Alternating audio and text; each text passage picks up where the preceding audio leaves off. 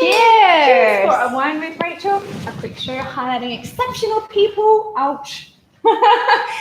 Creating positive and wonderful changes. And today I have Melanie Foo with me. Hi, Rach. Thank you for having me. My pleasure. Thank you for suggesting to actually have wine with Rachel, because it is 10:30, I think. 10:30, 11, I can't remember.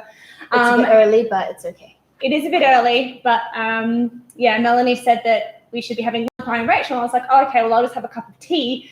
And she's like, tea. And usually this is the other way around. I'm the one that's like, oh no, let's have a wine. So I don't know what happened there. Oh, it's because baby is at home with my helper, and I'm just like, well, why not then, since I'm here? Yeah, I actually haven't even tried this yet, so I'm just going to have a It's really good. Well. Yeah, no, it's really good. Oh, that's great. Exactly. I don't hate drinking before 12 o'clock.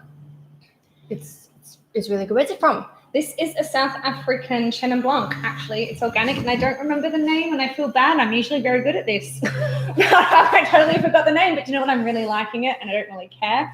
But why not drink before 12? I think what my saying used to be when I was cabin crew was, it's 12 o'clock somewhere in the world. That's what I used to always say.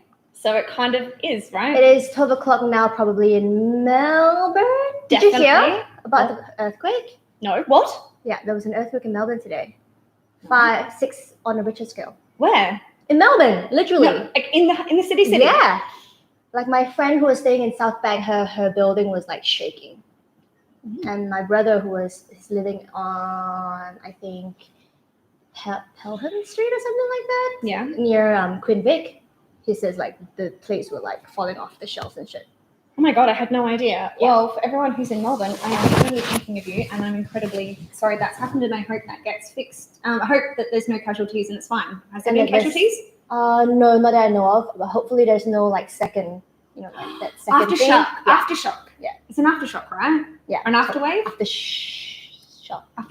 An aftershock. Mama brain. That's right, because when they had the tsunami in Thailand, they had the tsunami, and then they had tsunamis come from earthquakes, right? Exactly. And then they had another aftershock, and that caused another one, which made it was almost even worse. That's right. Because usually the aftershocks are worse, like way higher. I never even thought about. Oh, I've never known an earthquake in Australia. Exactly. So no one was prepared. Have you ever been in an earthquake? No, but this is going to sound a bit sadistic, but I kind of want to experience it-ish without anyone dying. But like kind of like feel how it feels like, because there's no earthquakes in Asia. Really? Well, not in Singapore. Sorry, tsunami. Thailand. Not in Singapore. Around the corner. There's no. I think you have to be on a fault line, right? Yeah. So like we're like protected by Indonesia or something like that. So anything happens, it happens there, or like Japan and stuff. So we're kind of like. Yeah, Japan is bad on a very big fault line. They have lots of bad ones. I remember that. I was in an earthquake once. Actually, I was in 2. One in Adelaide. But like I was super little, and I just remember like it was super small. Nothing happened. Nothing. So how did you know there was an earthquake? Because you kind of felt it, and then it was on the news. Also, it was just like a. But there was one that I really, really felt was when I was living in Dubai, and I think I had been there for maybe 3 months at that point. And I woke up from it. Yeah. And I remember the bed shaking. And because this is when I was cabin crew, I was a bit out of it because I was exhausted and tired and didn't really know what was going on. But I just remember waking up and like going like this. And I literally thought to myself, because this is how tired I was, I actually thought that my friends from down the hall had come in to shake your bed. Yes, I did. I really thought that. I thought that the guys had come into my room and were shaking their bed. And I remember saying, guys, no, I don't want to go out, because this would be a common thing. But they would randomly come in and shake your bed. Well, no, they would never come and shake my bed. But they would always like call or just come over, because we always left our door unlocked. Yeah. And they would just come in and be like, do you want to go out and party? And I would say yes or no. And I genuinely thought that they were under my bed shaking. And this is in 2010, so this is before, you would have like BBC, beep, beep, beep, beep, beep. Yeah. I had no idea, and I kind of just went, oh, guys, stop it. And then I remember that. And then I went back to sleep. And then the next morning, I went on a few things, and then someone down the hall, because again, before Google and all these sorts of, apps that gave information, I had no idea until someone told me. And then I went onto my laptop, because you didn't go out to your phone back then. I went onto my laptop and I checked was there an earthquake in Dubai? And it was true. Yeah. Well, actually, it wasn't in Dubai. It was in Pakistan, but the aftershocks were felt there. Oh my gosh. Was it like a really bad one? Did anyone die? Or I think in Pakistan, yes. I think it actually was where it was bad, and we got the aftershocks. But it was enough to wake me up from my slumber. So, and literally I did think that someone was under my bed shaking. Like, that's how much it woke me. Yeah. Oh my gosh. It's scary. But still, I would like to be in one without anyone dying. Melanie likes to do these sorts of things a little bit more daring and out there compared to other people. So, yes, she would like that. Probably to be in a horror movie, I think. Horror movie. Yeah. I love turbulence in planes. Like when it's like dropping like this. Okay, Roller right. coaster. Jumping out of planes, that kind of stuff. Hang on, you like the turbulence? I love turbulence. I actually find it fun. Not scary? No. Okay.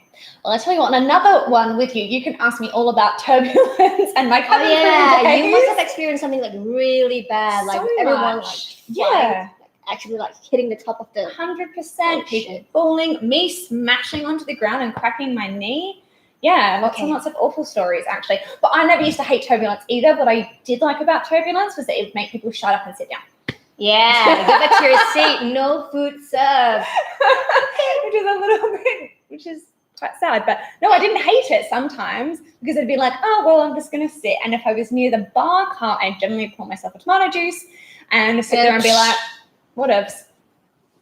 Yeah, no. Anyway, good times. Anyway, thank you. Welcome, everybody. We definitely went off topic, which is totally fine. And that's exactly what the whole point of a Wine with Rachel is about, is just to have a chat and, of course, to discuss anything that we feel like discussing at the time. But specifically, we want to focus about you and your amazing change from being corporate to running your own business. So I'd love you to share with everyone a little bit more about high school, university, and what led you to your corporate career to begin with. Okay. So I actually moved to Australia really young. So my mom shipped me off to boarding school when I was 14 years old. Very, very young. Really young. Because I'm originally from Malaysia, in a really small town called Ipoh. And basically the education system there wasn't like the best. And my dad used to study in the UK and Canada. So he had an international school system and he wanted us to follow through with that. So even back in April, I was in an international school. And then around 14, my mom was like, okay, it's not good enough. International schools were just like, it's co-ed. My mom didn't want me mixing with boys. She's like, no boys now. Your grades are going down. It's because of the boys. It wasn't because of like anything else. It was literally like, it's because of the boys. You're not paying attention. Here you go to boarding school. So I did. So she shipped me off to Perth. Was it because of boys though? Were you interested in any boys?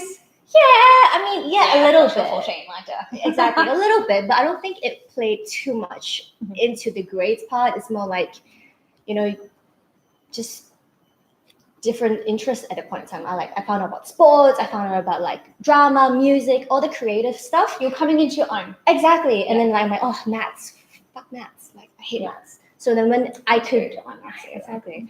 So when that happened, obviously my grades dropped because I was exposed to more things. But then she was like, oh, it's all about boys. Never mind. So she shipped me off to Perth. So I did 5 years there in high school at Presbyterian Ladies College. Oh, gosh. And it was great. I loved boarding school. It was like something really life-changing for me. No one to do my laundry. No one to do my bed. Like, because back in Malaysia. Tell me, hang on. So you have to, of course, at boarding school, you have to wash your own clothes. Everything, your own clothes. You have to do your own, you don't have to iron, but basically you just have to fold it nicely so it doesn't crinkle. Everything. Like, if you ate in your room, you have to wash the dishes. No one's going to do it for you. But back in Malaysia, I had a helper, and everything was done for me. So it was a big change, and I think that was what my mom wanted as well, for me to be more independent. So that was that. But I loved it. I actually really loved it. My grades didn't improve, honestly.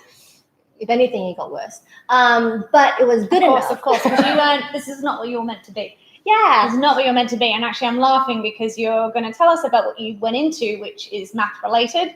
So this is hilarious. Keep going. Yes. So initially, because when I was in PLC. What's PLC? Presbyterian Ladies College. Yeah. High school. Right. Okay. Right. Got it. Acronyms No, are nothing. acronyms great. I just didn't even click the Presbyterian Ladies College. Right. Obviously, because in Australia, the school system has a lot of like sports, creative side, drama, dance, and stuff like that. I was taking it. You could go to camps. I loved it. It was so good. But my mum, sorry, mum, if you're watching this, she wasn't a big fan of. Mummy Foo is definitely going to watch them. Yeah, and I'm going to be like, oh, and she's going to blame me for everything. But anyway, she wasn't a big fan that I wanted to go towards the more creative side. Like I was doing drama, I was doing dance, I was doing PE. I love physical education. And at the end of like year 11, I think, or 10, they kind of put you to have a meeting with the advisor, like the Career advisor. Yeah. And the lady was like, oh, I think you're really good at this creative side and the sporty side. So why don't you go be a physical education teacher? Oh, that's what I wanted to be when I finished school. Did you? Yeah. So what happened? Well, actually, didn't get the grades because PE teachers in Australia had to get like 89, 91 because you had to do human movement. So like it was like 90%, 90 TER. Basically, you had to get almost straight A's, and I was a straight B, C+ student. Like A's were not part of my lettering at school. Oh, was so, yours yeah. TER? Mine is TE. Yeah, I think that's the same thing, right? Yeah. Oh, we would have been PE teachers, but we're not. But anyway, well, we can bond on that another time.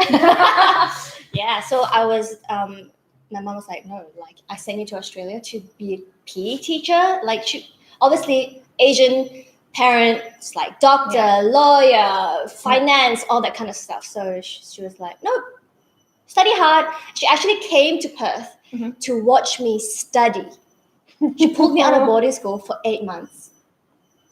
I think it was like she took you out of boarding school. You stayed at the school, but you had to live under her care so she could ensure that your grades got better, or just have a more eye on you. But so basically, she flew to Perth. Yeah.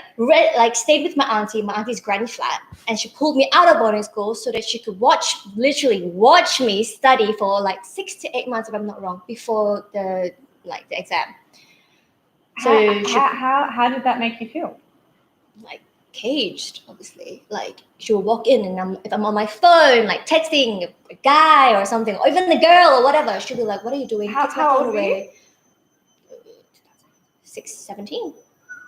That's a lot for a 17-year-old who needs a little bit more leniency and trust and at arm's reach, right? Exactly. But she was doing what she thought was best. Exactly. And as mothers, we understand.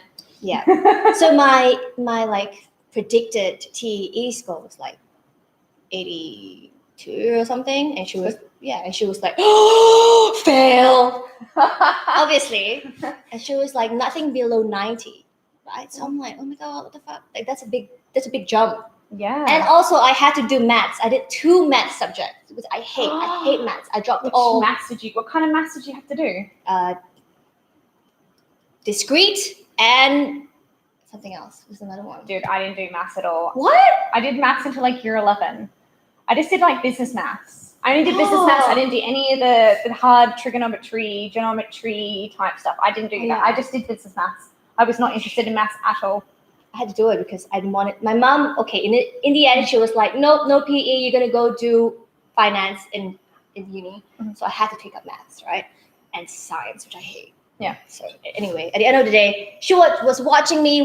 6 months later, I passed. I came back with a 94. Wow, well done. And then she was like, "See, without me, you would not have, done that." So I was like, "Okay, great, good on you, mom, whatever." And then she was like, "Okay, so where are you gonna go? Where are you gonna apply to?" And I was like, "Oh, she was like, oh, what are you gonna apply to? Like London Business School, Wharton, Pennsylvania, Penn State, whatever." And I'm like, I'm not gonna get in those places, no way. And I wanted to stay back in Perth, obviously, because I had a boyfriend then. So she found the boy in the end. I did find a boy in the end. And then my mom was like, "Nope, not happening. You're gonna go somewhere else, Singapore, anywhere else but Perth." And I applied everywhere. And then I said, "Okay, mom, like I don't want to go anywhere but Australia." So I stayed back in Melbourne. I moved to Melbourne because Alice is still in Australia. And I went to Melbourne U, doing Bachelor of Commerce, double degree in finance and economics. Past This that, is the person who doesn't like maths. hate maths. And you know what? I was really lucky actually because I actually got, I cheated a bit. Who doesn't cheat? You!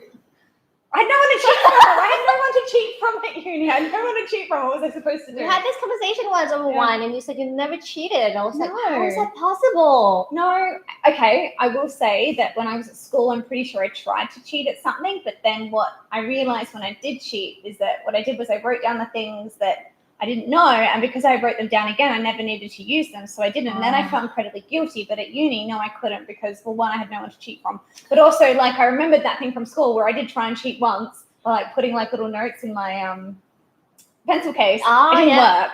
So, yeah, so I just didn't bother since then, so I felt guilty.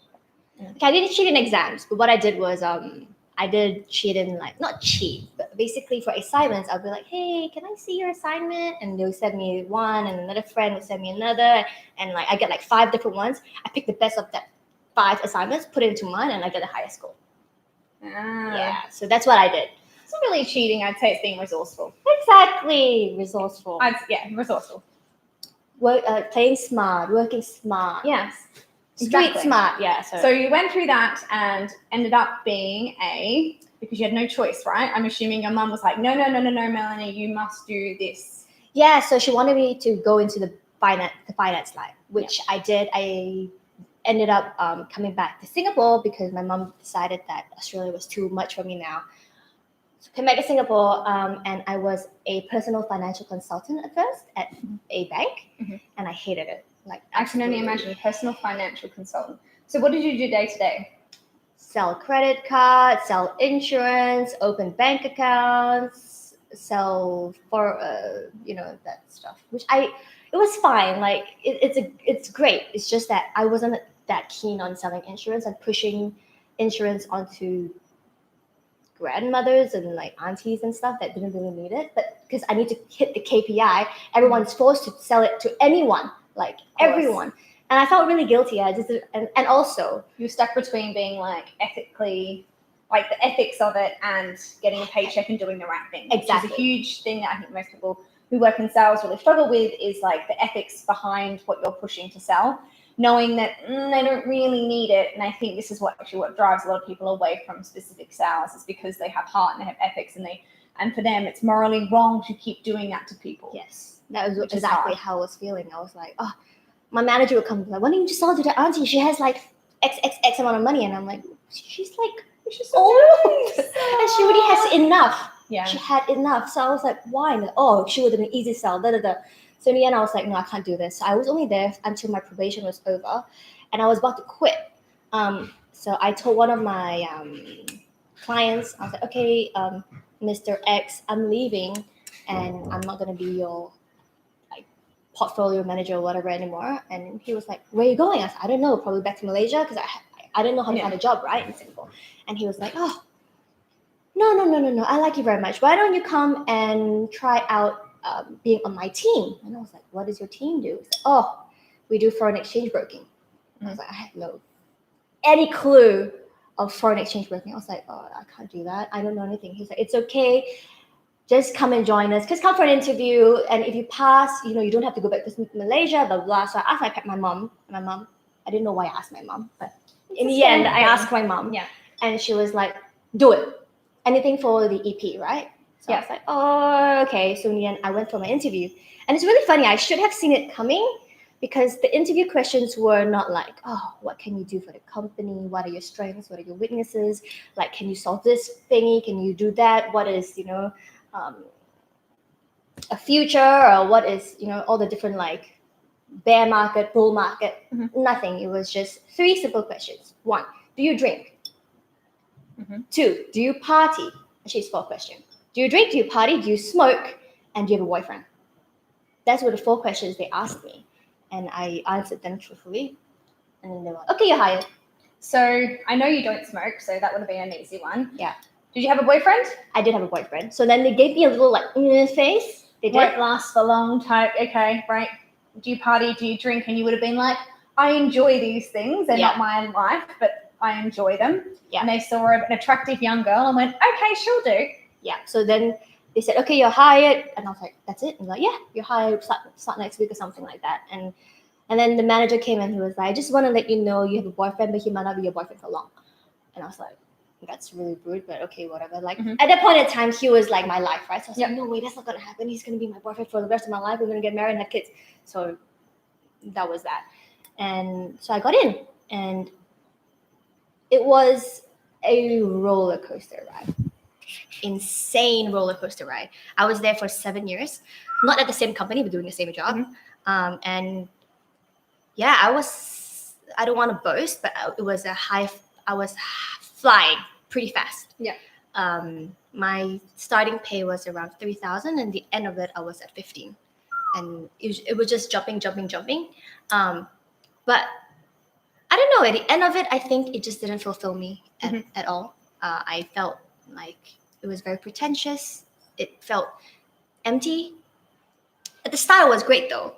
Of course, because it's like free dinner, free booze. Yes, it was like free dinner, free booze. Exactly. Everything was party, everything you want. You were like entertaining. Correct. Yeah. Like when you go to the clubs, you get the best table, you get Moet, Chandon, like everything, and people were like, "Whoa!" And I was living the high life. I could start buying bags and stuff because before that, I was, not making enough just to pay your rent, and enjoying, and correct simple things. So now I had the propensity to have the spending power to buy like something a bit more fancy or whatever, and I was like, yeah, cashing it in, loving it. But then at the end of the day, I think I just felt like I was trapped in this loop, and I realized that people in the market who called themselves friends were not really friends. I did find some really good friends, like a handful. So what would you say was the major reason why you decided to break away from this industry? Flying paper. Well, I think I was at the cusp of like, okay, I was fencing between like, should I stay, should I go, should I stay, should I go? But obviously, the paycheck was nice. And I was like, oh no, I shouldn't go. What do I do after this? I have nothing else. I have no credentials, nothing. What can I do? But at the same time, I just felt really, really empty and lonely for some weird reason.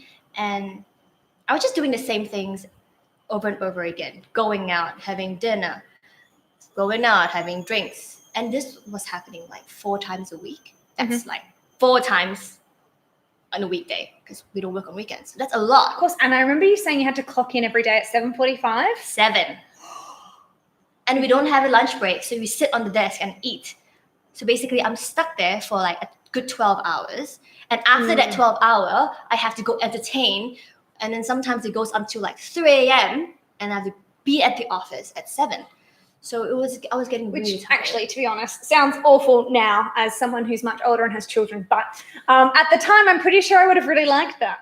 Yeah, because when you're young and fun, it's a great job, right? Yeah, and then you talk when you get to the office, everyone's talking about the party last night, and you're like, yeah, I was there, the last person out, blah blah blah. I didn't get home till 4. Yeah. I'm so cool. Yeah, exactly. And then now it's like, seriously, I just haven't even slept just for a Red Bull. Yeah, that was what was happening. But then it got just too much, and I think what was the breaking point was I was at a party, and I was with my husband now, back then boyfriend, Johan. And what happened was I was going to have dinner with him, and the party started at like 5, and it was already 9:30. And I told Johan that, my husband, that I was going to come back for dinner. And so what happened was it was a really huge party. There was like about 50 or 60 people, traders, brokers all together. And I think everyone was really drunk. So I'm not going to blame the alcohol because you know what you're doing, even with alcohol. That's my point of view. Like, you know what you're doing. So there was this one gentleman who, long story short, basically wanted me to stay. And he offered me money to stay. And I felt like, F you, full on like, this is like male misogyny at its best. Like, I am not an escort, or I am not paid to be by your side. I don't even know you. It's the first time I met him, and he was like, so basically he said, how about $100 for you to stay? And I said, no. And he said, okay, 300. I said, no, nothing's gonna, I'm priceless. I played it cool. I was like, I'm priceless. I'm gonna go home. Make love, as women have to do on a regular basis. Instead of saying, that's incredibly insulting, why don't you go fuck off? You can't. And this is a massive problem for women, is that we can't say these things. And it's incredibly unfair that men constantly put us in positions where we can't speak up and say, no. And that's, I'm sorry you had that experience. But I also know a lot of women can completely resonate with that. When you're in a position where someone is making you feel like you have to joke it off to leave, right? Yeah, why don't you joke it off? Exactly. You have to joke it off, because heaven forbid you tell that person straight off to fuck off, just like they are basically saying to you to stay. I actually did though. Okay, good. Yeah. But then something happened the next day. So what happened was the last straw was he said, I'll offer you 500. I'm sure you'll stay for that. And I was like, 500. I don't need your 500. But basically, it wasn't that. It was just like, what are you talking about? So I said, no, I'm leaving. I got my phone. I booked the cab. I was about to leave. And he said, hey, before you leave, I just want to ask you one question. So I said, what is it? He said, what does your boyfriend have that I don't have? And I stared at him. He goes, does he have a bigger dick? That's what he said to me. And I was like boiling on the inside. And I looked at him. Mind you, this guy is really high up in the corporate world, like 3 levels higher than I am. And I said, yes, he does. And I walked off. And the next day, I lost that line completely. And how much was that worth? A lot, because that was my biggest client. So basically, my client's boss is him. So he went down the ladder and said, everybody don't deal with Melanie. And I lost my biggest client. So I basically had nothing to do for and it's called line out. So basically they can't deal with me. They have to switch all the boxes off, basically. Long story. Yeah. But basically they can't deal with me for a good 2 months. 2 months is long. It's like being extricate. Is that the right word? What's that? Eradicated? No, extricated from your friendship group. Eradicated, not eradicated. I know what you mean. You know that word. Yes, I know what you're talking about. Ends in an aided. Yes. Extricated in a nib. Basically, like you were shunned. Yes. Right? Like from a circle of friends, you've been shunned. No one speak to you. You are no longer allowed to be conversed with anymore because you did one thing. You stood up for yourself. Yes. Which is fucked up. Why do we have to be subjected to this shit? And that was when I was like, fuck you all. The next day I threw in my letter. Nice. So I guess going from that, specifically apart from this exact moment, what motivated you to break free and then follow your new passion, which we're going to go into in a moment? Well, that was one of the really big factors, besides the fact that the industry was really pretentious. And like I said, I was empty and feeling like it didn't serve me. Okay, so basically I felt like I was not helping anyone at all. All I was helping was the rich get richer, myself get richer. And everybody else doesn't benefit from anything. There's no benefit besides people driving sports cars and people going on nice holidays. I'm not helping anybody. So I felt like that was just so unfulfilling. And I wanted to do more. Obviously, I didn't know how or what. And I was feeling really, really down. And so I joined the gym. And I started going for yoga classes. At that point in time, I really enjoyed just being on a mat. It was a really fast class. I like going for really intense stuff, guys. So at that point in time when I'm doing something really quick, I had nothing to think about. I don't have to think about work. I have to focus on my breath and basically being right there. And I really felt rejuvenated, full. And so I always came back from work feeling really upset and angry and angsty and being a bit of a bitch, honestly. And my husband was telling me hey, why don't you just quit? Because it's not making you happy at all. I can see that you're not yourself. You're just upset all the time. So why don't you just quit and just do something that you enjoy and take your time to figure out what it is, Mhm. because you've got a lot of talents. And I was like, at that point, I was like, what talents? I don't have any talents. I know. I think it's a common problem for everyone is no one actually thinks they have any talents, but everybody has a talent. Most people have a couple, they just don't realize it. Yeah, like, because you don't see yourself like that, right? Yeah. You're always just looking at your flaws, Mhm. which is shitty, because we should always see our strengths. But at that point, I was like, I have nothing. I can't do anything but this. Like, I'm so This is what I do. stupid. This is what I do. Like I've now Yeah. pigeonholed myself into this one small box, and now I can't break free. Correct. So my husband was like, you know what? Just quit, and then we'll see how it goes. Mhm. So I did. I quit, but then my company made me stay for an extra 9 months because there was a 1-year notice period. Okay, letting that slide. But so in that 9 months, I was basically the tea lady, the lunch girl, buying coffee for everyone. Well, you're still paid normally? Yeah. Okay. So you still got a good pay? Yeah. Okay. So, which is stupid. So to me, I'm kind of like, hang on, if you're just like getting people's lunch, getting tea and coffee, not actually having to work, but still getting paid a really good salary, what's wrong with that?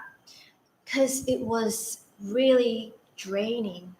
I was sitting there feeling like I could be using this time to do a lot of other things. Mhm.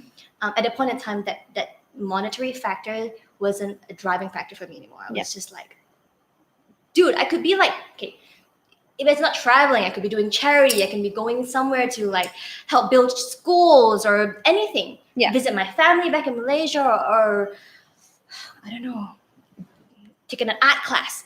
But I was just stuck there sitting on a desk doing nothing, like literally nothing besides buy breakfast, lunch, tea. That's it. So I sat there like a little. And you still had to be in every day at 7:45. Yep, couldn't leave. You had to sit there until everybody goes. And so I was like, at the end of the day, you're just sitting there like an idiot. I was becoming a shopaholic.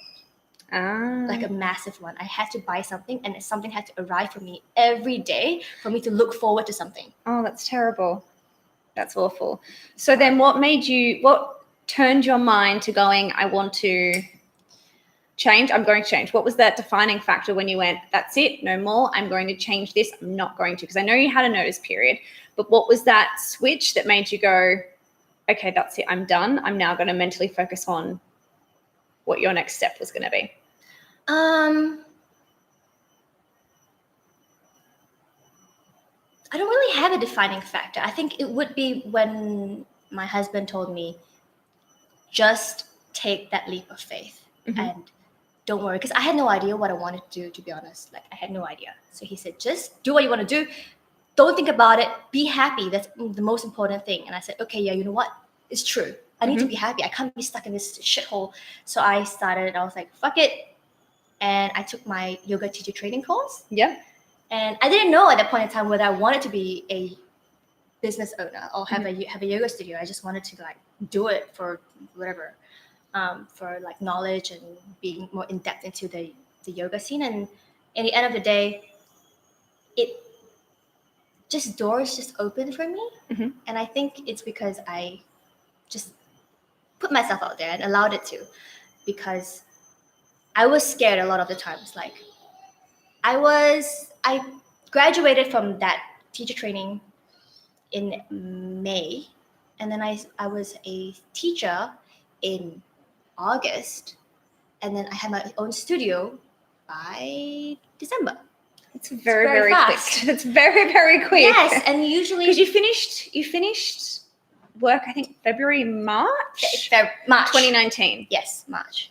Yeah, finished work 2019. I remember that. And then you started your yoga training course in April.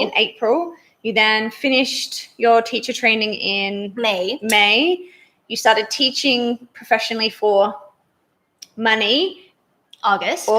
And then you started your own studio in December. Yeah. Was it really that fast? Yeah. Well done. Thank you. Claps to you. So literally within like 9 months, you had opened a studio. That's pretty impressive. And I was like, if not, so basically it was like, if not now, then when?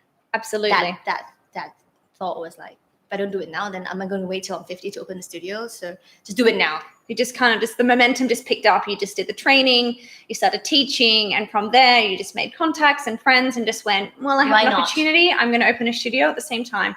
Absolutely. Exactly. So you took a massive leap of faith. That's quite a lot. Well done for you within 9 months. It's very impressive. It takes a baby. It takes a baby.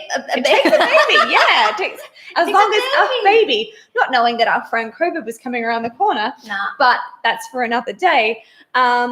What we might do is I think we might wrap up with a couple of little like points, as in like some top 3 things, because I think I'd love to just dig in a little bit deeper about how you opened a studio, what it took in a whole nother session. I think that would be really valuable to people to understand actually what it takes, because 9 months is a very long period of time, but realistically 9 months to start learning how to be a teacher, becoming a teacher and opening a studio is actually a very, very, very, very short period of time.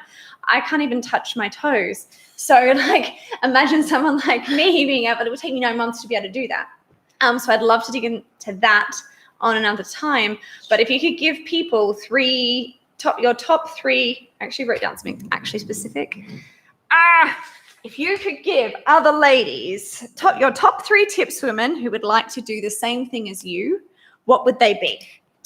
All right. So the very first one, okay, it's not in order, but I did this in order. Yep.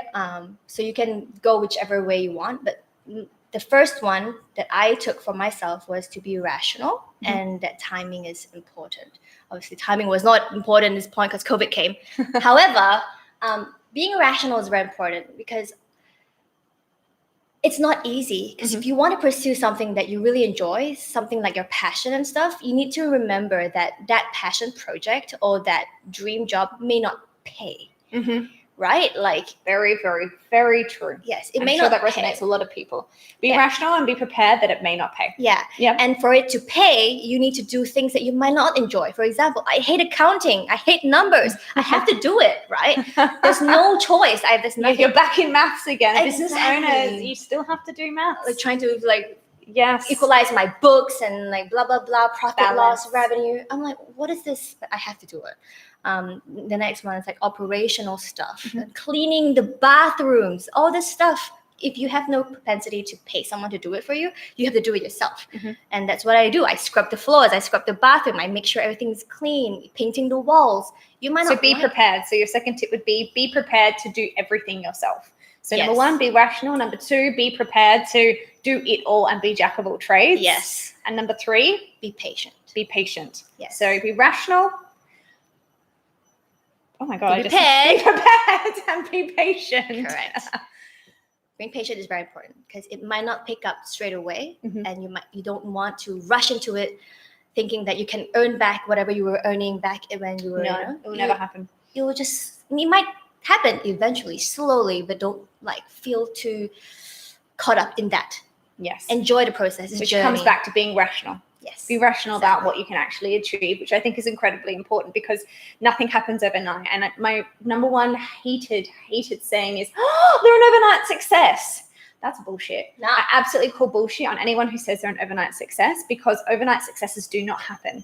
It is years and years or months of hard work that goes in behind being an overnight success. So I absolutely hate that word, because when you hear overnight success, you instantly assume that someone literally went to bed and woke up successful. Yeah. And we know that's absolutely never the case. There's so much work behind it. So I really hate it. And I would love to find a better term for that, because overnight success, it's just not real. No, it's not true. It's not true. And I don't like the And saying. it actually makes that person feel a bit annoyed, put down. Yeah. It's like, hey, I actually put a lot of work into this. What do you mean by Absolutely. overnight success? I put a lot of work. Have you seen what I've done before this? Exactly. So we've got to find another way of saying an overnight success, because that is not the case. It's just a nice way of saying a very fast success, but nothing comes without hard work, perseverance, and a lot of challenges along the way. Unless you win the lottery. Great stories. Unless you win the lottery. Okay, fine. There's the only overnight success that we can think of, because that literally is. Exactly. You didn't even do anything for that. So that is an overnight success. And I wouldn't even call that being successful. I would call that luck. Yes. That's overnight being lucky. But anyway, Melanie, it was an absolute pleasure to have you today. We are going to dig into some more stuff about yoga and how you can create your own yoga studio and how you start your business from scratch. I think we can play on some things like how to set it up in Singapore, legalities around Singapore, setting up studios, what are the small things that come within having to build your own studio? Where do you even start? Yeah. Right? What do you even do? I don't know. I have no idea, but I'm sure there's lots of people would love to know how to start your own studio from scratch. So I guess we'll have to have wine another time. What a shame. But cheers. Thank you so much for coming on for our number 1 show. And I look forward to having a hand again at some point soon. and being able to not be so odd. But here's there's some left. Yes, what's she's happening? the one who wanted to drink, and here's like I've been talking, that's why. she's the one who wanted to drink, and I'm the one that has nothing left, and she has like a glass still. Anyway, thanks so much, everyone. Have a great Wednesday, and we'll see y'all next week. Bye. Bye.